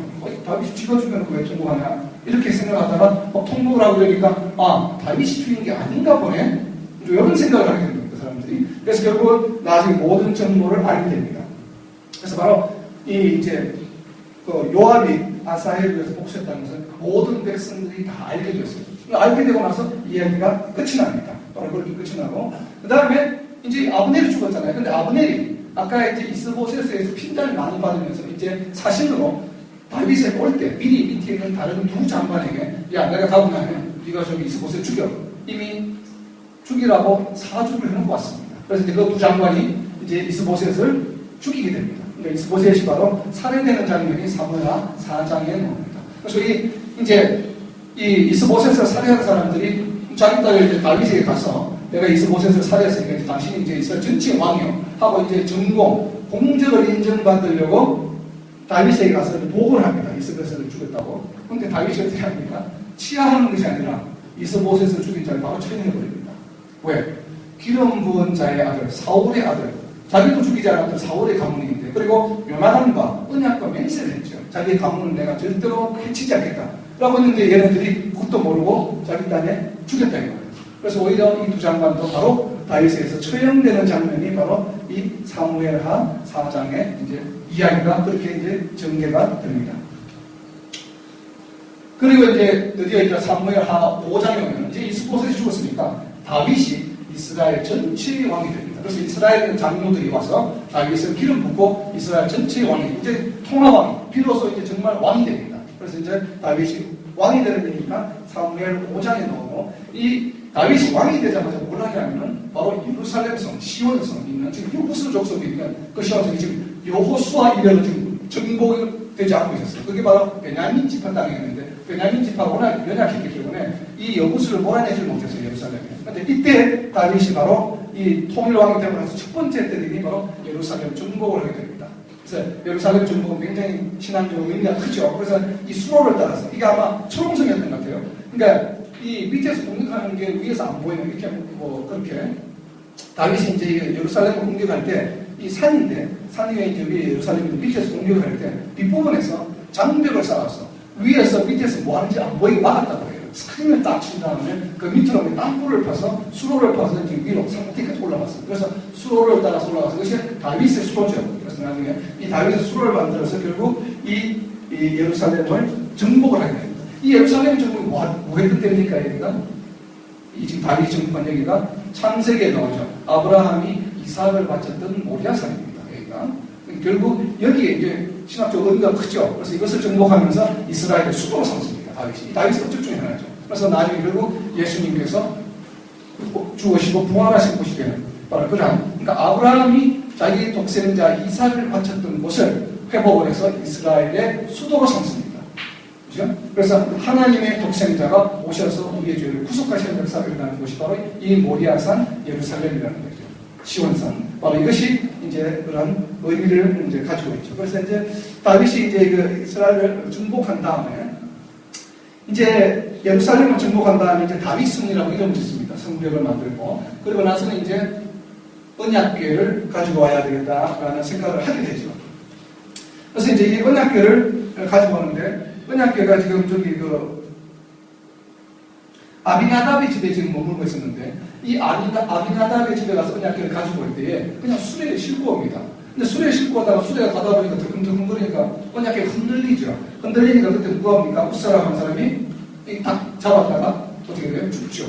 죽으니까 갑자기 다윗이 겁이 납니다. 이거 언약궤를 지금 이렇게 하면 안 되는가 보다. 아마도 다윗이 주야로 말씀 많이 묵상했는데 언약궤를 어떻게 옮겨야 되는지는 몰랐던 것 같아요. 레위 지파들이 어깨에 둘러 매고 옮겨야 되는데 그래서 수레에 싣고 오다가 문제가 되니까 그래서 이걸 어디로 보냅니까? 가드라고 하는 가드 사람 누구죠? 저기 오벳에돔이라고 하는 사람 집에 우선 언약궤를 모시고 그냥 돌아옵니다. 그랬는데 이 오벳에돔이 블레셋 사람인데 블레셋 가드의 집에 그 오벳에돔이라는 사람을 지금 언약궤를 모셔놨는데 이 언약궤를 위하여 이 오벳에돔 집안이 복을 받아요. 그 언약궤가 있으면서 굉장히 복을 받아요. 이 다윗이 소식을 들어서 언약궤에서 복을 받네. 그래서 이제 한참 지나고 나서 다시 언약궤를 가지고 오벳에돔 집에 갑니다. 이때는 이제 자기가 말씀대로 합니다. 레위 지파 사람들을 모아서 언약궤를 짊어지고 6발자국 가고 나서 번제를 드립니다. 우리 보통 결혼할 때 함지고 들어간다고 하죠.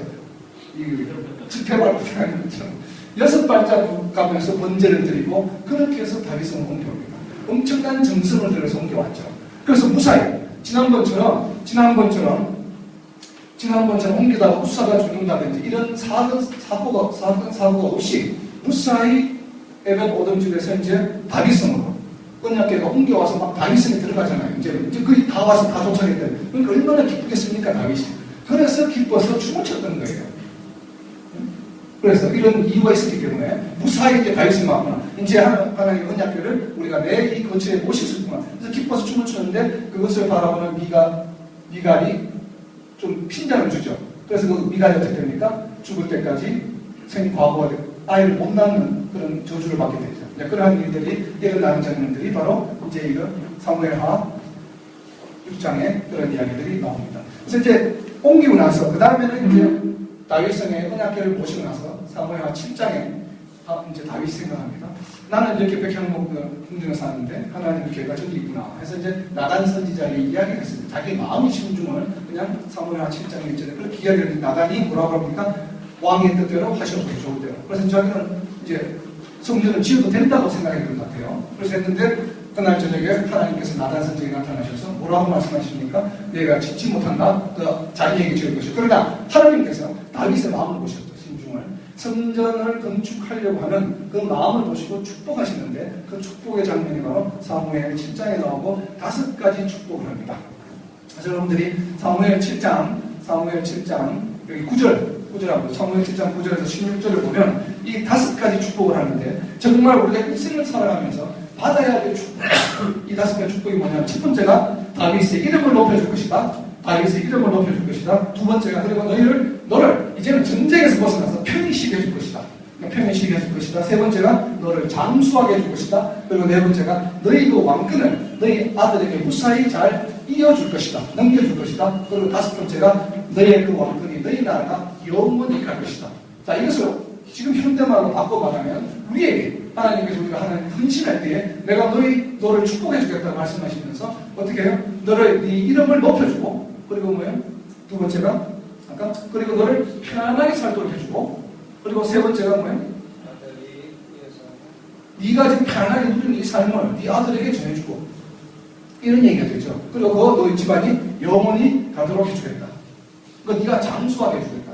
이것이 우리가 그렇게 축복 아니에요. 그러니까 우리가 이름이 높여지고 생활도 편안하게, 경제적으로 풍부하게 편안하게 생활하고 그리고 뭐예요? 장수하고 그리고 그 모든 것들이 내 자식들에 이어지고 또 그 자식이 또 자식에 영원히 이어지도록 해주겠다고 하는 축복입니다. 이 5가지 축복이 하나님께서 다윗에게 주셨는데 왜 주셨는가? 아까 말씀드린 바로 하나님에 대한 헌신, 하나님을 공경하는 마음, 그 신중의 마음을 본 거예요. 성전 건축한 것도 아니에요 지금. 건축하고자 하는 마음, 그 신중, 정말 하나님을 존경하고 하나님을 위하는 마음이구나 라고 하는 그 신중을 보시고 하나님께서 우리에게 이 5가지 축복을 주셨다. 그러니까 우리가 축복을 받는다면 그렇죠. 뭐 성금을 하고 이런 것이 아니라 정말 내 신중의 마음에 하나님을 섬기고 하나님을 사랑하는 마음이 절실할 때에 하나님께서 분명히 미리 아시고 이런 축복을 주신다라고 하는 것을 지금 우리가 이 사무엘하 7장을 통해서 볼 수가 있습니다.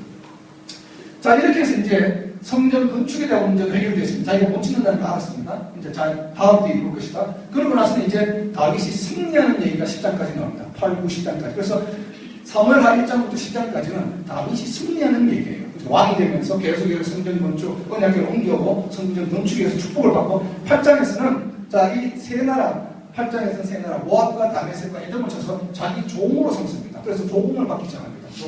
조공을 받고 그리고 또 암몬과 아람은 그냥 쳐서 이기는 그런 얘기가 나오는데 그래서 8장, 9장, 10장에 보면 전쟁에서 승리해서 이 주변 나라들을 모두 정복하는 그러한 얘기가 전개가 되고 특별히 9장에서는 요나단의 아들이 모디보셋을 자기의 언약과 맹세한 대로 찾아서 그 사울의 후손, 요나단의 후손을 선대합니다. 그래서 네가 앞으로 내게는 늘 나와 같이 왕의 테이블에서 밥을 먹어라. 이 모디보셋에서 다들 전개됐죠. 도망가다가 다들 다쳐서. 그래서 이 모디보셋을 불러서 하는 그 얘기가 1장부터 10장까지 얘기를 바로 뭐냐면 다윗 왕된 다윗이 승리해 나가는 좋은 장면, 긍정적인 면이 바로 1장부터 10장까지 이어지게 됩니다. 이것이 이제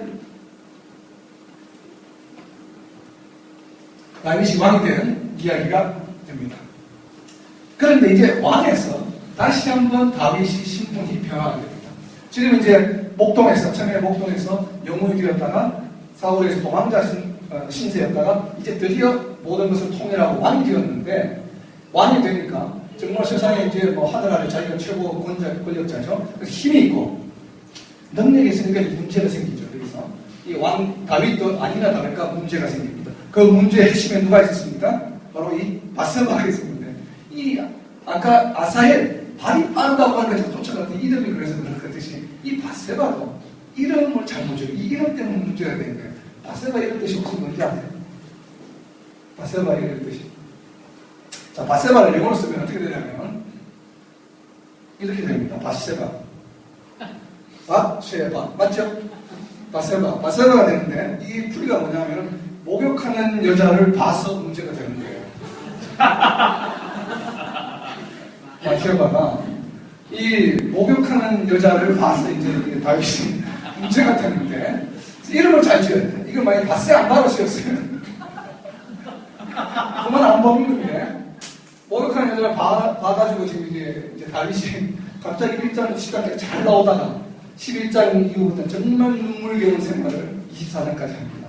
정말 엄청난 시련을 겪게 되는데 바로 이 범죄 왕에서 갑자기 범죄자가 되거든요.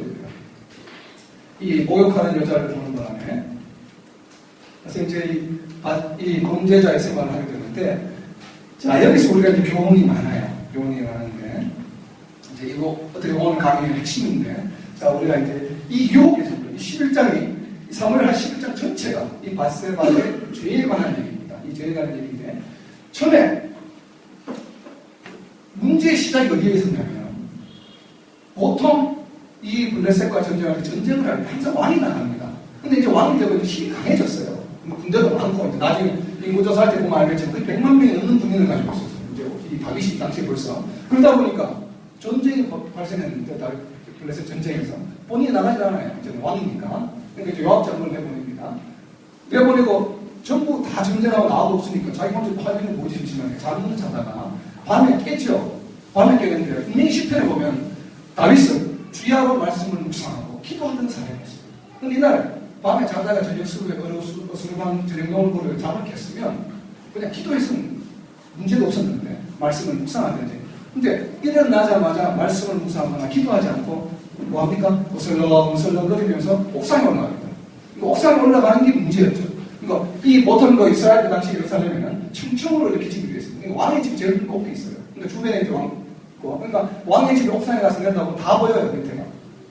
다 보이는데 그것이 문제였죠. 왕이 출전하지 않았던 거, 교만했던 거. 그리고 이 발길을 주의 전으로 가서 언약궤에 가서 기도했으면 괜찮았는데 발길을 어디로 옮겼어요? 왕 옥상을 올라가는 것이 문제였어요. 옥상을 올라가서 그냥 건너다가 바로 내려왔으면 되는데 뭘 봐야 할까? 이 목욕하는 여자를 펴는 바람에 그만 이 문제가 발생했죠. 근데 이게 또 의문이 왜 하필이면, 물론 이 위에 있고 밑에 있는 집 구조가 그렇지만 왜 바세바가 하필 이때 보이는 곳에 나와서 목욕했냐 이거예요. 주방에서 있으면 안 봤을 거 아니에요.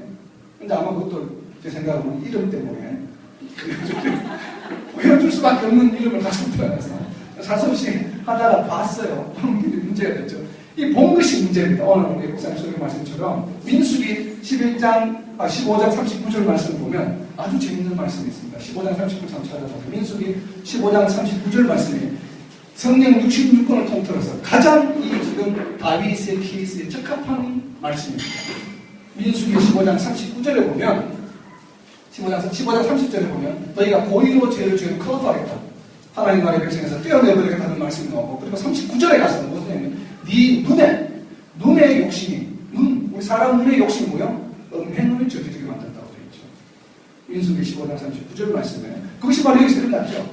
이 다윗의 눈이 욕심을 가지니까 뭐로 이어집니까? 바로 음행으로 이어집니다. 그래서 이 바세바를 이제 보고 아름다우니까 호기심이 생겼죠. 호기심이 생긴 것까지는 좋아요. 그래서 다시 전령을 보내 알아봅니다. 누군지. 자, 여기까지도 괜찮아요. 근데 와서 보고하는 내용을 보니까 누구랑 우리아의 아내라고 이야기할 거예요. 딱 순간에 또 다른 호기심 발동이 나가. 우리아 지금 전쟁터가 있는데 혼자 있지? 그러니까 불러서 어떻게 이야기나 해볼까? 이런 유혹이 들어오는 거예요. 그래서 방심했습니다. 방심해서 그냥 이 전령을 보내 데려오게 합니다. 호기심을 알고 끝나는 거죠. 근데 만약에 우리아의 아내가 아니고 누군가의 아내인데 남편을 같이 있더라. 그럼 부를 수가 없죠. 그런 이유도 없었는데 이 우리아의 아내이기 때문에 이미 전쟁터에 나가 있는 사람이고 또 유다족 속도 아니에요. 이쪽 속에. 그래서 한번 이야기 해볼까? 불렀는데 마침 또 부르니까 와는 와야죠. 와서 이제 이야기하다 보니까 이 이야기하는 과정에서 또 재밌는 성경의 그 표현이 있습니다. 그래서 바세바가 부정한 것을 깨끗하게 하고라는 표현이 있어요. 그 부분이 왜 들어가 있는지 모르겠는데 한참 고민하고 묵상하는 가운데 그것을 아마 바세바와 다윗이 대화 중에 알게 된 것 같아요. 이런저런 얘기하다가 포도주 한잔하면서 이야기했던 것 같아요. 하다가 어떻게 해서 이제 부정을 청결하겠다. 그러니까 이제 생리가 끝나고 나서 레위기에 보면 일주일 동안은 부정한 기간입니다. 그죠? 일주일이 지나고 나면 그때부터 이제 청결해지는데 그때가 바로 그냥 가인 기간이에요. 정확하게. 그래서 이제 레위기에서 그렇게 이제 해놓은 것인데, 근데 이게 그것을 알고서는 동침을 합니다. 그래서 이거는 폭탄을 짊어지고 불에 들어간 거죠. 가인 뻔히 알면서 동침을 했어요. 이 얘기는 뭐냐면은 완전히 이제 욕정에 사로잡혔다는 거죠. 분명히 사고가 터질 것이다, 임신할 것이다 100% 알고 있는 상황에서 동침한 거예요. 그 구절이 나와 있다는 얘기는 부정한 것을 끝내고 이렇게 나와 있다는 얘기는 동침을 하게 되고, 그래서 나중에 임신 사실을 알게 되었을 때 다윗이 놀랬다든지 놀랬다는 표현도 없어요. 그냥 알게 되니까 그 다음으로 바로 다음으로 넘어갑니다. 행동으로 바로 넘어가죠. 그래서 이 죄와 연합해서 죄가 합계되기 시작하죠. 죄가 커지면서 이제 결국 위장을 시도하고 이제 실패하죠. 부자를 불러들였는데 아시다시피 안 자고 자기 집에 가서 안 자고 막 충성스러운 이 우리아가 자기 주인의 뜻도 모르고 계속 밖에 있으라잖아요. 집에 가서 어떻게 해서 빨리 집에 가서 동침하고 가면 나중에 우리아의 아들이다 이렇게 이야기하려고 했는데 그 의도가 실패하게 됐죠. 첫날 하룻밤. 근데 두 번째 날 또 이제 술을 먹여가지고 우리 아빠를 집에 가서 자 하는데도 아이고 뭐 우리 상관이 저렇게 전장에 자고 있는데 어떻게 자냐. 또 바깥에서 자고 가지 않습니까? 그래서 결국은 다윗이 거기서 끝냈으면 되는데 어떻게 합니까? 결국은 죽이기로 음모를 꾸미죠. 그래서 누구를 끌어들입니까? 바로 요압을 끌어들여서 전쟁 최전방에 서서 결국 죽게 만듭니다. 근데 이게 문제가 되죠. 여기서 이제 요압과 다윗의 관계가 소원해지고 나중에 뒤에 있다 보면 문제가 되는데, 이 요압이 다윗의 뭐를 잡았습니까? 아주 큰 약점을 잡았죠. 그래서 요압의 목소리가 커지기 시작합니다. 다윗에게 대들기 시작합니다. 일이 있을 때마다 나중에. 왜? 이제 자기는 알아요. 자기 함부로 할 수 없다는 것을. 왜? 요압이 편지를 보고 죽게 만들었고 보고하는 과정에서 그걸 알 수 있습니다. 거기 이제 사무엘하 11장을 읽다 보면 이런 얘기 나옵니다. 네가 전쟁을 보내서 우리아가 죽어 전쟁에서 졌어요. 전쟁에서 그 보통 문체를 당하게 되는데 네가 마지막에 이 얘기를 해라. 마지막에 한 줄을 따게 되는 우리아도 죽었다. 그러니까 다윗이 그래 잘했구나. 가서 들어서 오히려 격려해서 내보냅니다. 이게 벌써 다윗과 요압이 공모를 한 것이죠. 여기서. 그래서 그러면서 이제 요압이 바로 다윗의 약점을 잡게 되면서 정치적인 이 영향력이 이 다윗 왕권에서 굉장히 요압이 강해집니다. 강해지면서 나중에 이제 문제가 생기죠. 그래서 우리아가 죽고 나서 이제 바세바를 아내로 만든 얘기가 11장입니다. 자, 우리가 다윗을 이야기할 때 많은 분들이 다윗이 바세바를 잘못 이제 그 범죄를 하고 나서 회개하고 나서 돌아서 이제 나머지는 다 잘했다 이렇게 이야기를 하는데 다윗이 잘못한 것이 상당히 많습니다. 제가 주변에서 찾아보니까. 그러니까 우리가 대표적인 것은 바로 이제 방금 이야기한 이런 그 바세바 이 사건을 잘못했지만 이 과정에서도 잘못한 것이 많죠. 요압을 죄에 끌어들이는 게 문제고, 그리고 이 사무엘 하를 읽다 보면 그래서 이제 이 바세바와 다윗의 부정한 관계에서 태어난 아들이 죽지 않습니까? 죽고 나서 바로 그 다음에 무슨 내용이 하면 솔로몬이 태어났다 딱 두 절 나옵니다. 다른 얘기 없이 솔로몬이 태어나서 죽었다라고 하는 솔로몬이 태어났다는 얘기가 나오고, 바로 이제 13장에 가면 암논이 다마를 이제 극탈하는 그런 얘기가 나오는데 더 이상 죄를 받는 내용이 쭉 나오는데 그 사이에 무슨 얘기가 들어가 있냐면 느닷없이 라빠 왕을 쳐서 이기는 얘기가 나옵니다. 그래서 자 11장 이후에 이제 다윗이 범죄한 이후에 그 이후부터 계속 징벌을 받는 얘기가 나와야 되는데, 그래서 바세바 사이는 아들이 죽고 솔로몬이 태어났다는 얘기를 잠깐 하고 바로 이 암논의 사건을 가야 되는데 그 중간에 라빠 왕을 쳐서 이겼다는 긍정적인 얘기가 나와요. 그래서 이게 과연 뭘까? 지난번 우리가 열왕기 공부할 똑같은 걸 했죠. 바로 히스기야에 대한 얘기, 3장에 걸쳐서 나온 이유가 히스기야의 기도를 설명하기 위한 것이 아니라 히스기야가 잘못한 것을 강조하기 위해서 성경에 나온다 그랬죠. 그래서 이 라빠 왕도 제가 묵상했습니다. 이게 뭔가 잘못된 점이 있을 것이다. 여기서 뭐 이유가 느닷없이. 그래서 제가 고민하다가 이유를 알았죠. 그 내용의 기사에 보면 라빠 왕을 쳐서 물리쳤는데 이 라빠가 금이 많았던 거예요. 그 나라에. 왕관을 굉장히 화려하게 잘 만드는 거예요. 그래서 전쟁에서 이기자마자 다윗이 그 왕관을 빼서 자기가 씁니다. 자, 이게 굉장히 심각한 얘기죠. 이게 굉장히 심각한 얘기입니다. 아까 이야기했죠. 다윗이 아히멜렉의 피난을 가서 빵을 떡을 얻어먹고 그 다음에 뭘 얻었어요? 칼을 얻었죠. 칼을 누구의 칼을? 골리앗의 칼을 얻었어요. 그러면 전리품은 먼저 하나님께 드리고 맡기고 나서 그 다음 사용해야 돼요. 근데 이게 뭐에서 자기가 전쟁터에서? 바로 자기가 취했어요. 바로 이 죄는 무슨 죄와 동일하냐면 사무엘상의 초반부에 나왔던 엘리 제사장의 아들들이 제물로 바쳐진 고기들을 자기가 번제물로 태우기도 전에 먼저 고기를 자기 마음대로 가져가서 먹는 것 똑같은 죄예요. 그죠? 그리고 사울이 아말렉과 전투에서 전리품을 획득, 분명히 진멸하라고 그랬는데 진멸하지 않고 살찐소 좋은 걸 가지고 와서 자기가 마음대로 취했다는 거예요. 근데 이유를 물으니까 하나님께 제사들을 위해서 그랬다고 그랬는데 벌써 사무엘이 이야기하잖아요. 비난하잖아요. 하나님은 우리가 번제보다 순종을 더 원한다는 말이 유명한 말이고 그래서 나오는 거죠. 그래서 자기 생각에 의해서 이 노획물은 하나님께 먼저 바쳐드리고 그 다음에 나눠야 되는데 다윗이 그렇게 하지 않았어요. 그래서 이 이야기가 그래서 저는 여기에 바로 사무엘하 12장 30절에 이 얘기가 나온다고 생각합니다. 다윗의 잘못한 점. 그래서 그 이후에 바로 이 살생불을 전달합니다. 이건 대화사랑 똑같죠. 이 살생불을 만들어서 죽여라. 죽여라. 누구를 죽이라고 했냐면 요압을 죽여라. 시므이를 죽이라고. 그러니까 다윗이 요압 때문에 얼마나 스트레스 받았는지 알겠죠. 자기를 바쳐주던 대장군이었어요. 근데 마지막에 자기가 죽을 때 유언으로 요압을 죽이라고 이야기합니다. 그래서 요압이 죽죠. 결국 요압이상에서. 물론 솔로몬 형인 아도니아가 반대하는데 요압이 가담했다가 결국은 죽이게 되죠. 솔로몬이. 근데 결국은 솔로몬이 안 죽일 수 있었죠. 제사장처럼 유배 보내도 되는데 아버지의 유언이 생각나서 죽이라고 해서 잘 되겠다 이게. 그래서 결국은 요압이 그렇게 해서 죽습니다. 하나의 또 죄를 낳게 되죠. 그리고 라빠의 왕관을 선택하는 거. 이제 마지막입니다. 다윗의 피난. 다윗이 피난하는 내용이 이게 이제 15장부터 24장까지 나오는 얘기입니다. 전부 다. 지금 사무엘 아까 상해 구간 16장부터 31장까지는 다윗이 도망다닐 때 얘기고 지금 사무엘하 15장부터 24장까지는 압살롬과의 전쟁에서 자기가 쫓겨나서 압살롬에서 반역에서 쫓겨나서 피난 다니면서 가고 들어오고 하는 이런 이야기들이 펼쳐지는 것이 바로 이제 15장부터 24장까지 얘기입니다. 그래서 쭉 읽어보시면 어려운 내용들이 아니기 때문에 그냥 쭉 넘어갑니다. 그래서 이 압살롬이 살인을 하고 나서 아버지가 무서워 도망갔는데 그래도 다윗은 압살롬을 굉장히 연모합니다. 사랑합니다. 날마다 웁니다. 울면서 압살롬 그러니까 요압이 그걸 봅니다. 그래서 압살롬을 데려와야 되겠다는 생각을 합니다. 그래서 이 바로 14장에 바로 사무엘하 14장에 있는데 요압이 아주 지혜로운 여자를 하나 선택해서 대신 왕에게 보내서 또 이야기합니다. 이런저런 이야기해서 이렇게 하니까 왕이 그럼 그렇게 해야 돼. 그게 바로 당신 아들 얘기요.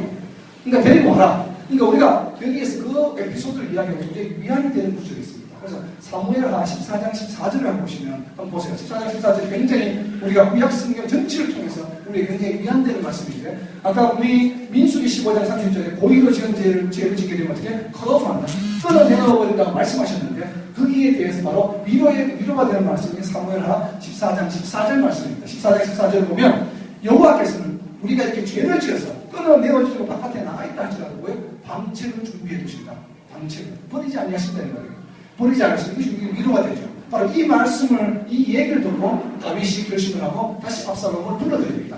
근데 불러들였는데 거기서 완전히 화해했으면 좋았는데 어떻게 해요? 야, 얼굴 보기 싫은데 너 집에 들어가 있어. 근신해라. 이렇게 하는 바람에 여기 또 틀어지기 시작합니다. 그래서 압살롬이 힘들겠구나. 그래서 이제 아주 머리가 좋았던 사람 같아요. 전략적으로 압살롬. 그래서 드디어 15장에서 뭘 하냐면은 민심을 얻어야 된다. 민심. 그래서 이제 성거기에 서서 재판받으러 오는 모든 백성들한테 이 고민이 뭐야? 그러면 저희가 막 재판을 해줍니다. 재판해 주면서 위로해주고 그리고 막 돌아가는 사람한테 선물도 막 주고 그러니까 막 민심을 얻었어요. 근데 왜 이런 일이 일어나냐면 아마 이 무렵에 다윗이 좀 나태했던 것 같아요. 재판을 게을리했던 것 같아요. 백성들이. 그러다 보니까 재판하는 게 막 밀린 거 있던 거 큐에 많이 밀려서 그래서 이 압살롬이 무려 4년 동안이나 일을 합니다. 그래서 전국에 걸쳐서 자기 편을 굉장히 많이 만들 여론조사를 굉장히 잘 했어요. 철저히 준비했습니다. 4년 동안. 그러고 나서 이 4년 동안 준비하고 나서 이제 사무엘 15장에 아버지가 이야기합니다. 내가 헤브론에 잠시 제사지를 갔다 올게요. 가서는 헤브론에 가서 뭡니까? 아히도벨을 지금 다윗의 책사입니다. 책사. 아히도벨을 그렇죠.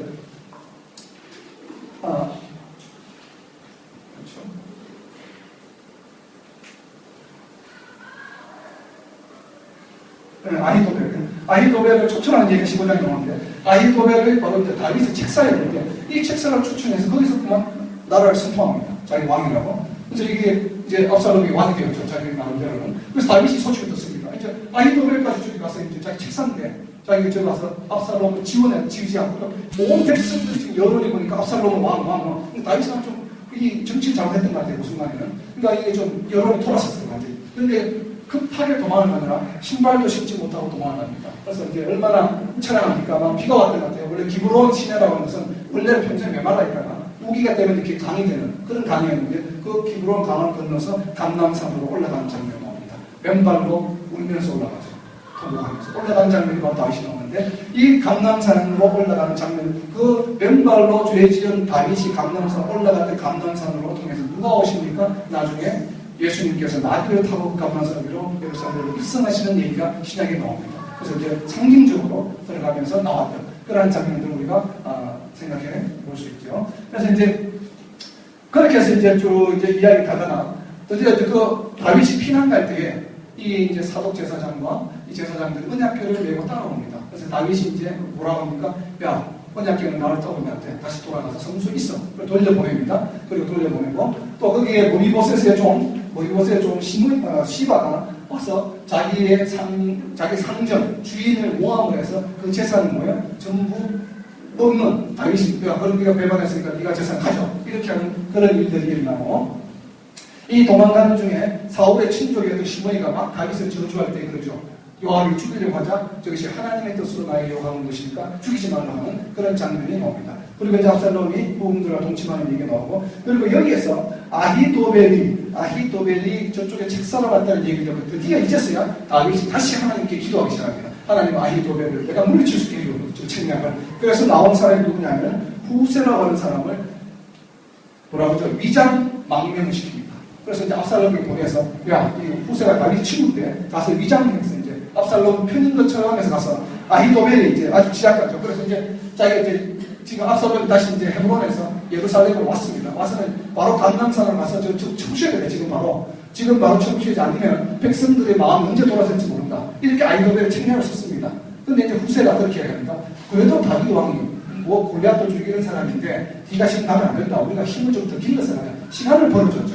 시간을 벌어주면서 여기서 압살롬이 후세의 얘기가 맞는 것처럼 들렸어요. 그 네 말이 맞다. 이번에는. 그러니까 아히도벨 아니다. 여기서 아히도벨 또 마음이 상합니다. 상해서 고향을 돌아와서 왜? 자살하죠. 그래서 이렇게 해서 이제 아히도벨을 내치게 되고 결국 이것이 압살롬이 지게 됩니다. 근데 이 아히도벨이 누굽니까? 바로 바세바의 할아버지였죠.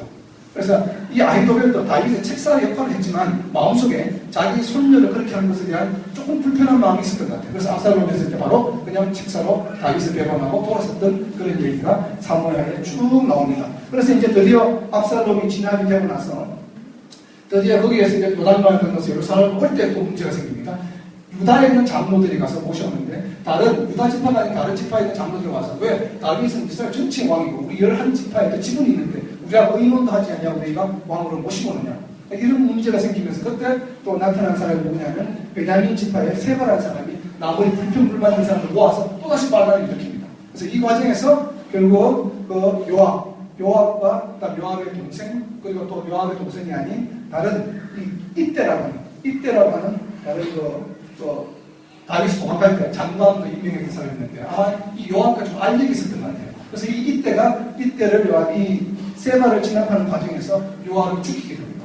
전장터에서 또다시 죽이는 그런 얘기가 쭉 나옵니다. 그래서 이제 드디어 이제 반란이 진압이 되고 그 다음에 마지막으로 블레셋 그민족과 전쟁에서 승리하는 얘기가 나오고 그리고 24장 마지막 24장에 인구조사하는 얘기가 이제 마지막으로 나오는데 그 나오기 직전에 다윗이 이제 모든 것이 다 평정되고 나서 시를 적습니다. 그 시가 바로 이제 22장 그 사무엘하 22장이 있는데 이 22장은 바로 10편 18편을 1절부터 51절까지 그대로 옮겨놓습니다. 그러니까 10편 18편이 바로 사무엘서 사무하 22장에 있는 내용 바로 2절부터 마지막 절까지가 10편 18편 전체 51절에 대한 시편을 그대로 반복해서 적어놓고 있습니다.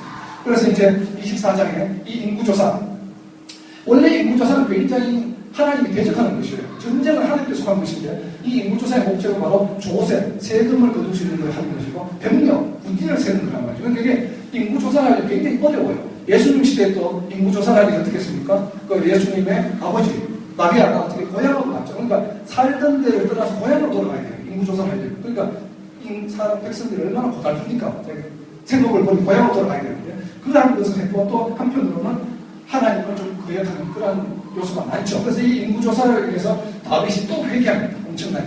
회개하는 얘기는 사무엘서에는 안 나옵니다. 이 얘기를 어디로 하면 역대상 21장에 보면, 역대상 21장을 보시면 인구조사에 대해서 철저히 회개를 합니다. 다윗이. 그래서 이 선지자가 이 인구조사의 잘못에 대해서 다윗에게 와서 세 가지 제안합니다. 하나님이 네가 인구조사를 했기 때문에 벌을 주시는데 세 가지가 네가 하나 선택해 이렇게 합니다.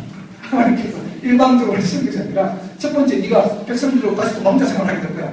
정말 실제 도망을 시골날에 다니는데 그냥 전쟁에서 죽을 거야. 이렇게 하는 것이요. 세 번째가 뭐냐면 3일 동안 질병 생길 거야. 요걸 택하는 거예요. 다윗이. 세 번째로 하겠습니다. 질병. 그래서 질병 동안 7만 명이나 죽어요. 이틀 그 질병 동안에. 질병 때문에. 그러면서 이제 다윗도 울면서 통곡합니다. 그런데 천사가 내려와서 타작마당에 있는 걸 봅니다. 다윗이. 그리고 그 천사에게 내가 정말 하나님께 번제를 드리겠다. 이 타작마당에서. 그래서 천사가 허용을 합니다. 그래서 다윗이 그 타작마당을 사서 거기서 제단을 쌓고 하나님께 번제를 드림으로 해서 하나님께서 질병을 주시던 것도 멈추시고 굳으십니다. 질병을. 그러고 나서 다윗을 용서하시는 장면이 나오는데 그것이 바로 뭐냐면 오르난의 타작마당이요. 나중에 솔로몬 성전이 세워지는 곳입니다. 그래서 근데 그렇게 해서 이제 다윗의 일생 얘기가 끝이 납니다.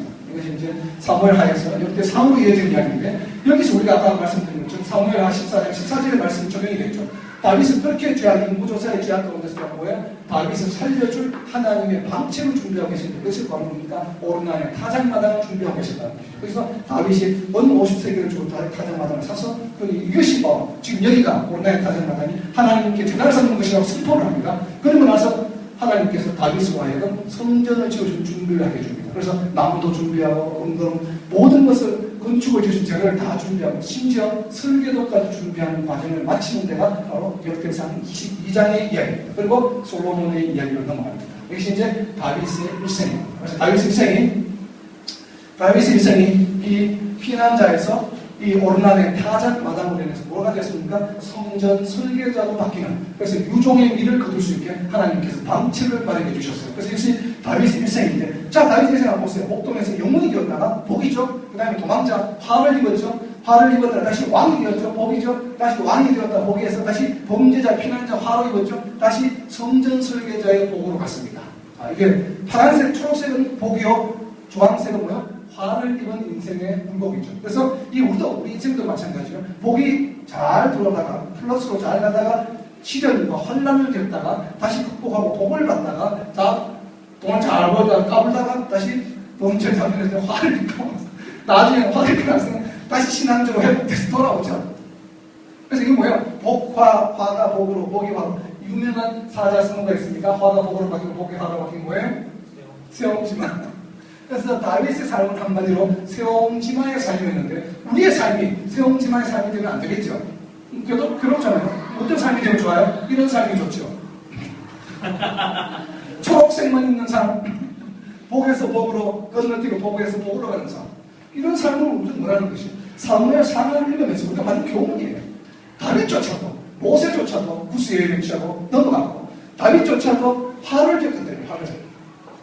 근데 우리가 화를 겪지 않고 이렇게 다윗의 삶에 복과 복의 복으로 이어지는 우리가 승리하는 삶을 살기 위해서는 어떻게 해야 됩니까? 바로 하나님 가르쳐주시면 하나님의 말씀을 주야로 묵상하고 말씀을 떠나지 않는 삶, 하나님 안에 거하는 삶. 어제 조율받은 게 요한복음 13장, 14장, 15장에 나오는 내 계명을 지켜야 하는 것이 너희가 서로 사랑하는 것이다. 우리가 사랑하며 사는 것, 사랑하는 것이 하나님께서 너희가 서로 사랑하고 하는 것은 바로 내 계명을 지켜 행하라고 하는 것이다 라는 것을 요한복음에서 예수님께서 오셔서 하나님의 말씀을 우리에게 대언하고 계십니다. 그래서 우리가 바로 이렇게 하나님의 말씀을 잘 우리가 지켜 행함으로 인해서 사랑하는 모습을 보여주고 정말 복에서 복으로 이어지는 삶을 살아갈 수 있기를 소망합니다. 이것이 바로 오늘 다윗이 주는 교훈인데 한번 묵상해 보시고 금년과 은혜 나누시면 좋겠습니다. 이상 마치겠습니다.